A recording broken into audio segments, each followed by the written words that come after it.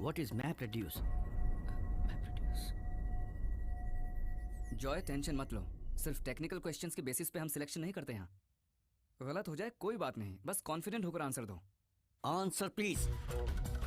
MapReduce is a programming model and an associated implementation used for processing and generating large data sets with a parallel distributed algorithm on a cluster.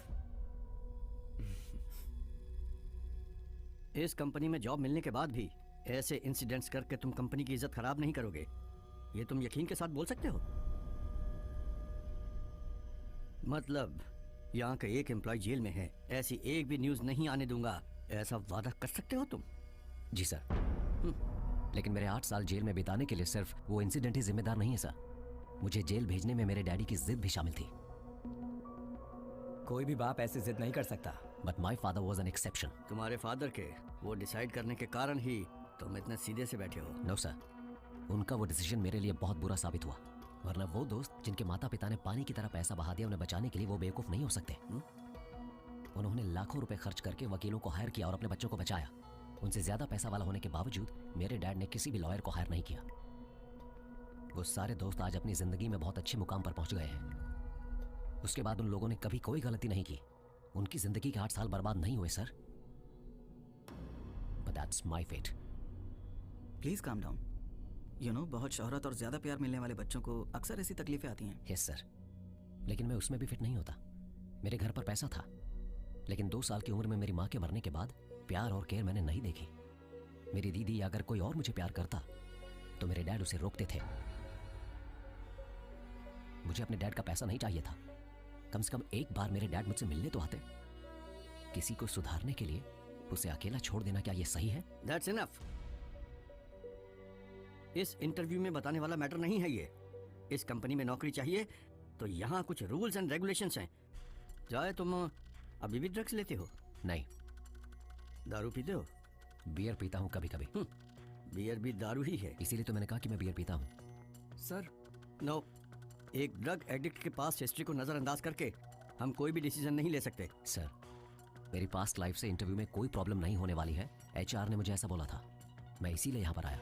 Now I say that should also be our concern. You may leave.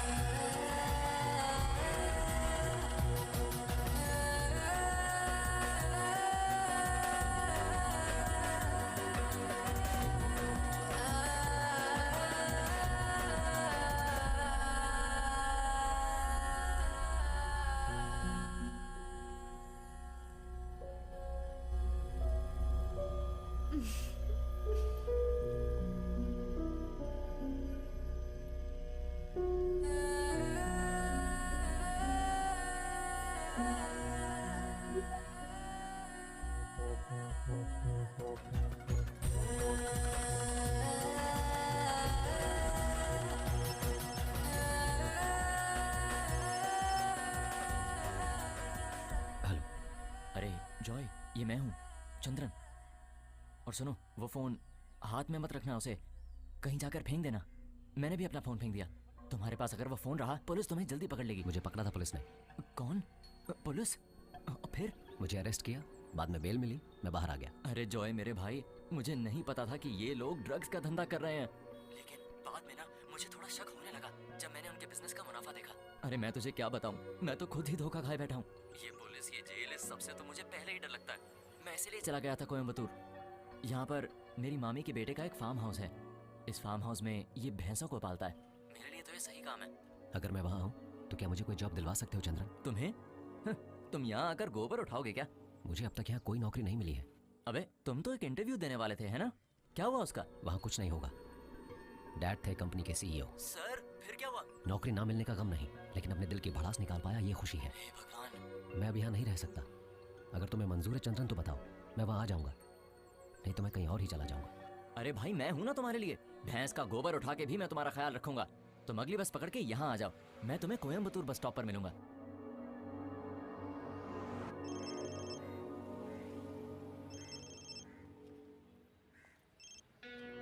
Hello sir. हाँ Joy, कहाँ हो तुम? मैं town में हूँ sir. किस town में? Bus stand पर हूँ सर। Bus station? वहाँ क्या कर रहे हो?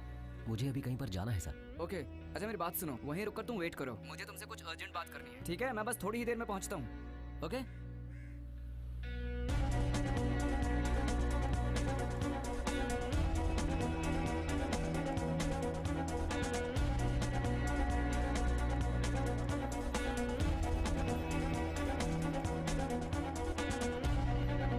हाँ, सुनो जॉय,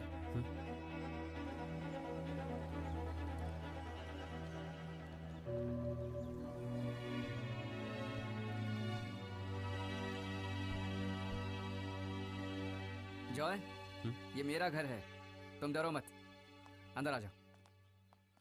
डैडी। हे, आओ आओ आओ, तुम बैठो। जी। मामा को जानते हो? देखो, 2 कॉफी। एक काम करो, मम्मी को जाके बोलो कि जल्दी कॉफी लाएं। जाओ जल्दी।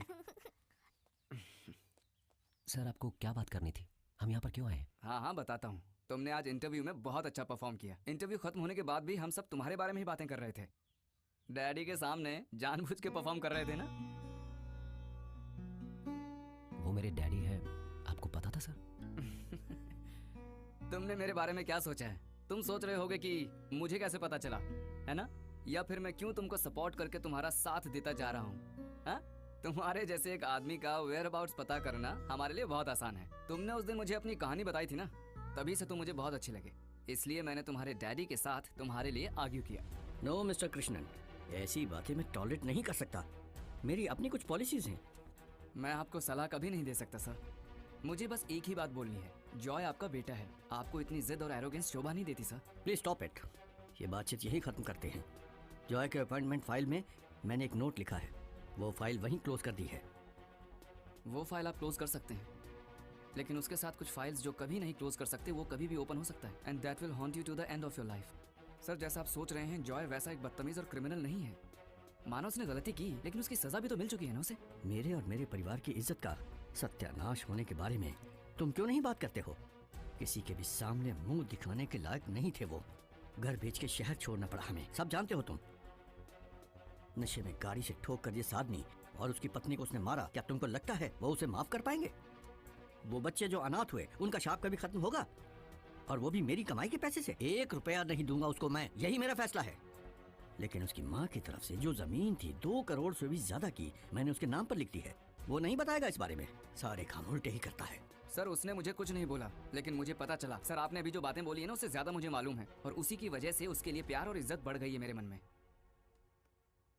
सर आप लॉ कॉलेज के प्रिंसिपल पिशारोद्दे सर को जानते होंगे ना? बस कुछ ही साल पहले ग्रेजुएशन सेरेमनी के समय उनकी एक स्पीच का क्लिप है ये कहाँ से मिला मत पूछिएगा सर, एक बार देख लीजिए प्लीज। केरला के इस प्रसिद्ध लॉ कॉलेज से पढ़कर पास होने वाले, कल हमें कानून का संरक्षण देने वाले लोगों से मेरी बस एक ही रिक्वेस्ट है। पर्सनैलिटी को समझने का हुनर एक लॉयर में होना चाहिए। मेरे ये बोलने की वजह, तुम्हारे ही साथ पढ़ने वाला एक विद्यार्थी है, मिस्टर जॉय एंड्रूज। उसकी गलती और उसकी सजा, इस बारे में तुम सभी लोग अच्छी तरह से जानते हो। जेल में रहते वक्त जॉय को मिली करोड़ों की प्रॉपर्टी, उस प्रॉपर्टी को जॉय ने उसकी वजह से अनाथ हुए उन दोनों बच्चों के नाम पे कर दिया। इससे उसकी सजा कम नहीं होने वाली थी, ये वो भी जानता था। उस गलती की सजा अभी भी जॉय भुगत रहा है। तो अपनी गलती को मान लेना और उस गलती का पश्चाताप करना और सचमुच सुधरने वालों को समझने की कोशिश करना हमारा काम है। सर आपको इतनी तकलीफ लेने की जरूरत नहीं थी। मेरे डैड का मन कभी नहीं बदलेगा।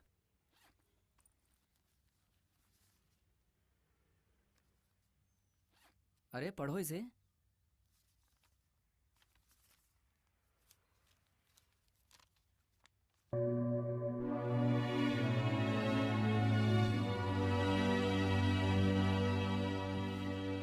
किसी भी बाप के लिए उसका बेटा दुश्मन नहीं हो सकता।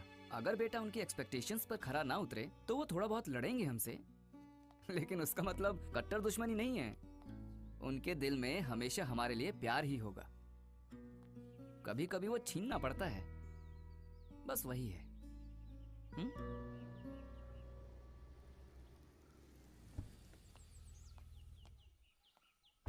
जिया कब आई? सर दोपहर को ही आ गई थी, कॉल भी नहीं किया, बताया भी नहीं, सीधा यहीं पर आ गई थी।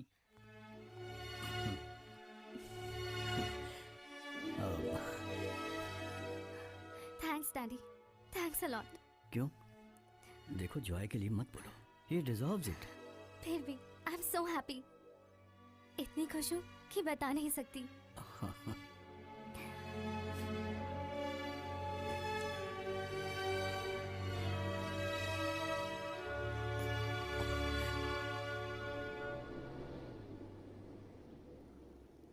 सुनो जॉय, मैं अंदर नहीं आ रहा हूँ, तुम जाओ। ठीक है सर।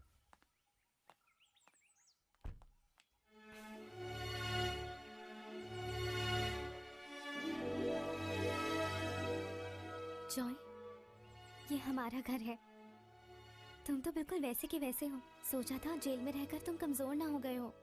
कमज़ोर कैसे होता? तुम नहीं जानती, आजकल जेल के अंदर बहुत टेस्टी खाना देते हैं कैदियों को। वो बीता हुआ कल है, आज के बाद वो सब बातें सोचना भी नहीं।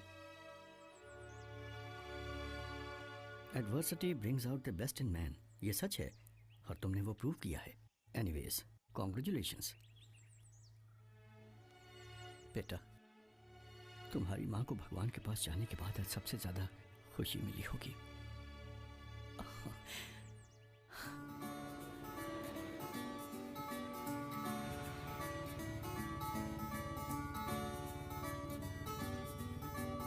मैंने कभी नहीं सोचा था कि ऐसा भी होगा। समझा नहीं? यही कि हम दोनों इस तरह से साथ में होंगे। वैसे इस बुलेट का जुगाड़ कहाँ से किया तुमने? ओ ये तुमने पहले नहीं सुना? ईश्वर जिन्हें हमारे लिए बनाता है वो हमसे दूर नहीं जा सकते, वापस आ जाते हैं। ये कोई कहावत है? बिल्कुल है, आज सुबह ही तो बनाई है मैंने।